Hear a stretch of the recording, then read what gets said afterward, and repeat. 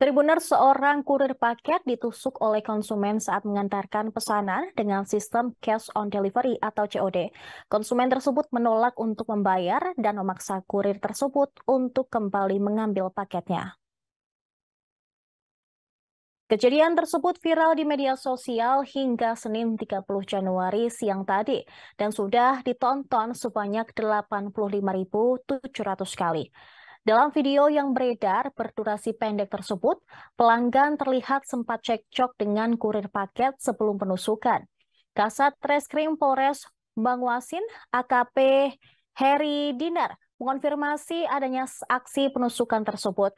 Hari menyampaikan bahwa aksi penusukan kurir itu terjadi di Desa Limau, Kecamatan Sumbawa, Kabupaten Banyuasin, Sumatera Selatan pada Sabtu 28 Januari sore hari lalu.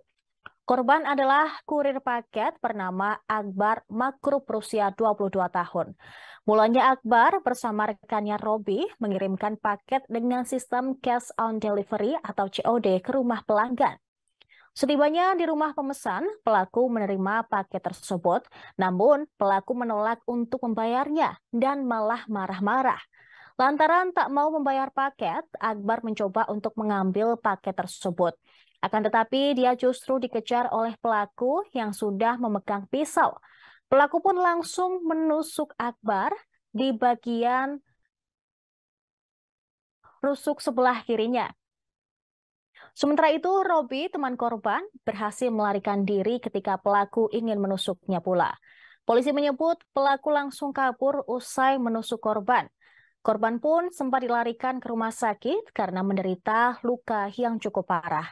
Berdasarkan pemeriksaan, Hari menduga bahwa motif penusukan dilakukan karena pelaku tidak suka ditagih untuk membayar paket yang dipesannya. Bahkan hingga saat ini, petugas masih melakukan pengejaran untuk menangkap pelaku tersebut.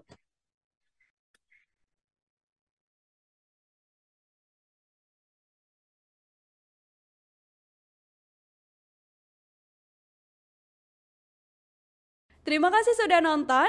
Jangan lupa like, subscribe, dan share ya.